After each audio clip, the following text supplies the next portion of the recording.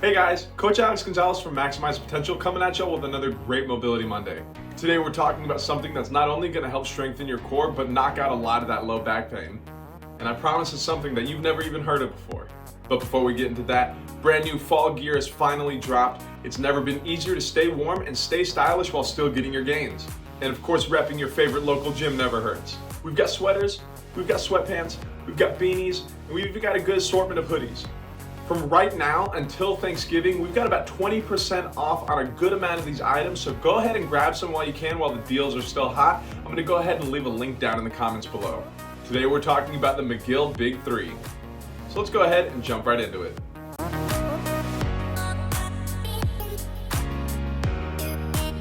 The McGill Big 3 is a tried and true way to not only strengthen our core stability, but also help out with a lot of low back pain. When we tweak that low back area, a lot of the time our first thought is to rest and ice the area. But what if I told you that rest is probably the worst possible thing that you can do for these types of injuries? This will cause further tightening of the muscles and even lead to atrophy if we do it for too long. Now always remember, joints are meant to move. They need movement in order to recover. And what is our spine but just a bunch of joints stacked on top of each other? Now if you're familiar with the prehab guys, one of their favorite sayings is motion is lotion. Staying active in these areas is going to expedite the healing process even further. This being said, normal mobility methods like myofascial release or stretching aren't always going to be the answer. Though these can be very helpful tools, with this type of injury, a lot of the time it comes down to weakness. Specifically weakness in our core and core instability.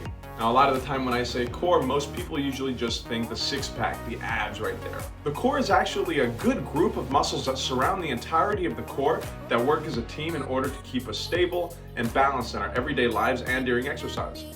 We have to make sure that each of these are strengthened equally. If they aren't, this can cause certain muscle imbalances and can cause difference in pull from one side to another, causing further alignment issues. Now this is where the McGill Big 3 comes into play. The McGill Big 3 is going to be 3 different exercises that I'm going to show us out in the gym here in a second. Before you get into some of the strengthening, it's going to be pretty beneficial for you to go ahead and roll and stretch some of these areas as well. So anything containing the hip flexors, the low back, or the legs. If you're not quite sure what to do, I have a couple of previous videos to go ahead and watch. It's going to be very important for us to be optimally mobile before any type of exercise. All right, now that we're nice and loose, let's head out to the gym. Alright, so the first exercise that we're going to be getting into is going to be the curl up. Now most of us growing up knew this as the crunch, but this is going to be a McGill curl up. So we're going to start on our back in a normal curl up or crunch position. Now the traditional crunch isn't necessarily something that I want us all to do, especially if we have low back issues. This introduces a good amount of flexion in that low back, and especially if we have a flexion intolerance, it's not going to feel very good. So with this low back pain, if we happen to have pain going down one leg, go ahead and straighten out that leg. If you don't have pain going down one leg or the other, just go ahead and straighten out one of your legs.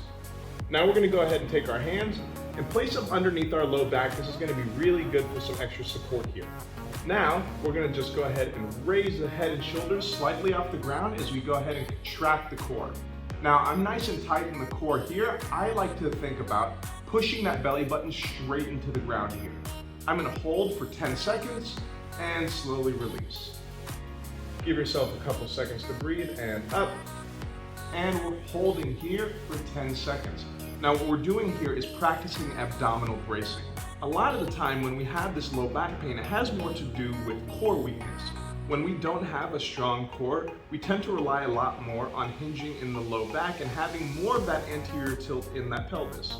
So we want to kind of rep this out about 6 times here. This is going to be kind of dependent on your own endurance and how your core strength is already. Remember, everything you do to one side, you've got to do to the other, so go ahead and swap legs here. You're going to go ahead and extend the other leg. And remember, we're going 6 reps of 10-second holds here. So again, coming up, we're only lifting the head and the shoulder blades off the ground. I don't want any flexion in that low back here. In fact, I want us to rotate those hips back and make sure that we try to introduce about a flat back to the ground. Now the way that we want to rep this out is going to be kind of a descending count.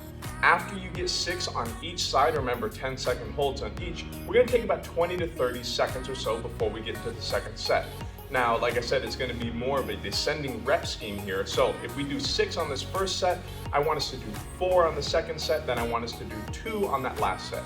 Now this can be modified, like I said, depending on your strength or your core endurance already. So if you're a bit stronger, have a little bit more endurance, you can go 8, 6, and 4. Or if you're just kind of getting started here, we can go 4, 2, and 2. Great. The second exercise that we're going to be getting into is going to be a side plank. So there's going to be a couple of different ways that we can get into this. For the beginners, I really like this way. We're going to be up on the knee, up on the elbow here. I like to imagine like I'm up against a wall. So my feet flat on the wall, my butt flat on the wall, then my shoulders flat on the wall. So when we're in this position, we're going to push straight into the ground with this bottom leg, and we're going to squeeze the core. You should primarily feel it down here in this lateral oblique, as well as the QL, which is going to be that low back muscle. So go ahead and squeeze as we come up, and you should be trying to keep this hip up towards the sky. I like to imagine like I've got a string attached to my hip that's attached to the ceiling. We're going to hold this for about 10 seconds. After we get to that 10 seconds, we can slowly lower ourselves back down. We're going to be following the same kind of descending rep scheme throughout these exercises here. So if we remember, we should be getting about 6 10-second holds or so on each side. Remember, once you finish one side, we got to make sure that we get to the other side. If you'd like to progress further, we can come up to the feet into the side plank, same kind of way here, that elbow directly below my shoulder here, and I'm up on the feet stabilizing. If we need a little bit of extra help, you can take this top foot and place it just in front, or take it just behind to give us a little bit of extra stability here. The same rep rules and time rules are going to apply. Now finally, this last exercise, probably my favorite, is going to be called the bird dog. So the bird dog, we're going to set up into a quadruped position. Now when I say quadruped, I mean knees directly underneath the hips. Our hands are going to go directly underneath the shoulders here.